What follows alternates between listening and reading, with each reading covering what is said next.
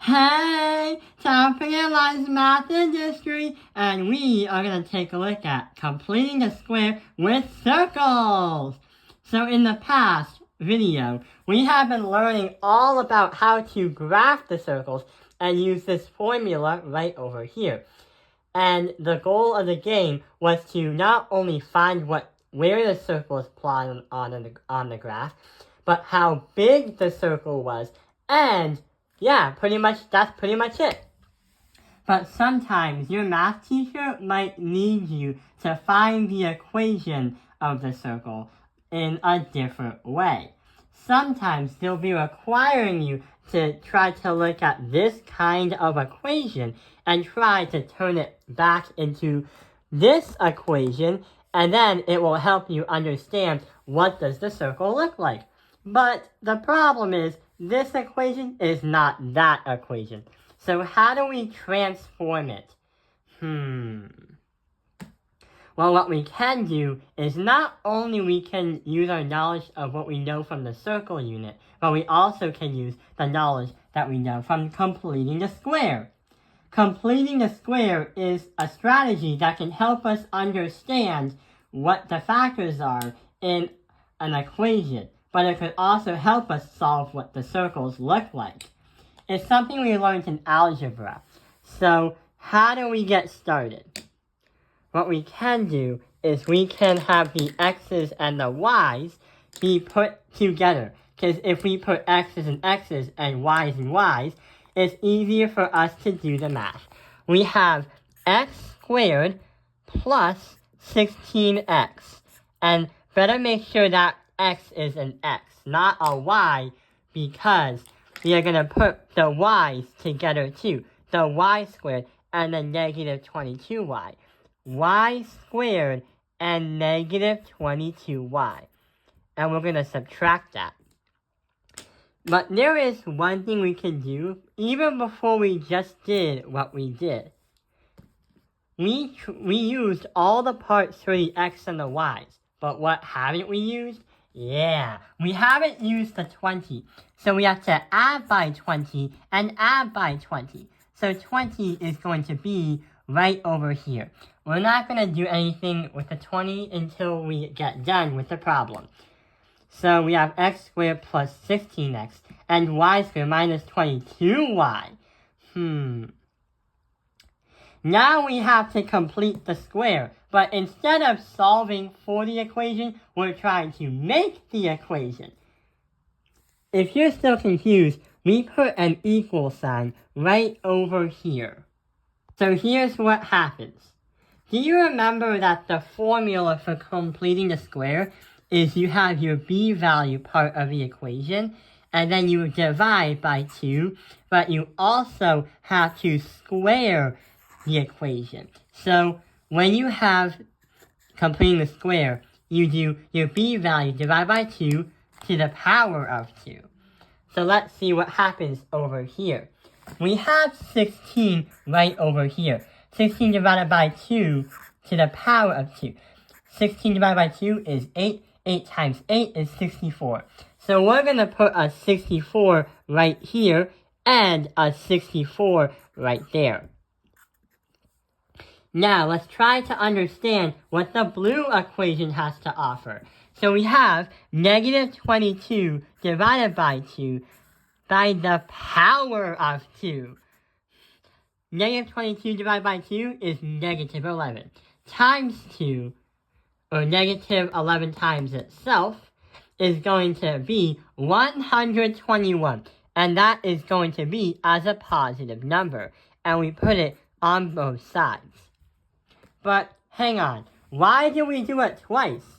Well, we do know that we have an x and a y, and we should understand why it works.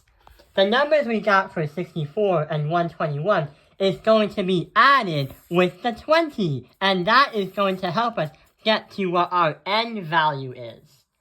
So, we have 84, because 64 plus 20 is 84, plus 121. And when you do that, you will have 205 as the answer to what it equals to. But the reason why I didn't say the final answer is because we're trying to transform this equation into that. But the problem is we have the r, but we don't have that or these. We have to do something so we can build out the entire equation. How can we build the entire equation? Well, notice how there's like an x minus h and a y minus k. Those are factors. So why don't we try to find some kind of factor that's going to help us with these? Let's take a look at the top. X squared, 16x, and 64.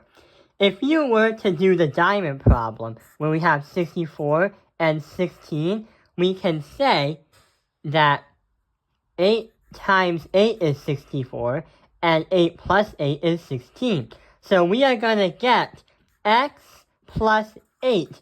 But since we have two of them, we are going to square it. And now for the bottom one, we have 121 on the top and negative 22 on the bottom. Yeah! We can do 11 and 11, but negative 11 and negative 11. So we are going to get y minus 11. And that is going to be squared. So the final equation is going to be at the bottom. We have 205 representing the r value. That's going to be the radius in this scenario. The radius squared. And that is going to be equal to x plus 8. And that is going to be by squared. We add them by y minus 11 squared. And that is how we transform this gigantic problem right into this. Let's take a look at another problem. So this problem right over here seems like it's a lot less, but we still have to use completing the square because it's not in this right over here. So let's get started. Okay, so we have an x squared plus 6x. And x squared plus 6x. And the blue equation is just y squared. The y squared isn't going to do anything because it doesn't have like an x or a constant to it. You can't really factor y squared unless it's just y and y, which we don't want because we want to have everything in the squares. We can only play around with the purple equation. So let's see what happens. We need to complete the square. So we have 6 divided by 2 multiplied by itself 2 times. So we have 6 divided by 2 is 3. 3 times 3 is 9. So we're going to add a number 9 right over here. And that is going to equal to 9, which we are going to put way over here. And we have a y squared, so we can't really do anything else about that. What are we going to do now? Well, I guess we have our answer for now. Our answer is going to be... Wait, we're not done yet, because we still kind of need to factor it out. If we put 9 on the top and put 6 on the bottom, what two numbers can multiply to 9 and add to 6? Yeah, 3 and 3. So what we can say is we can put in the parentheses x plus 3 squared. So our final equation is going to be x plus 3 squared. Then we have to add that by the y squared because it kind of has shut down and we haven't really done anything to it. And that is going to be equal to our radius. And that is going to be 9 right over here. So that is how we put it into this format right over here. If your math teacher wants it in a different format, then the only thing that you would do is you would square root the 9, and your actual real radius is going to be 3. This 9 is just 3 squared.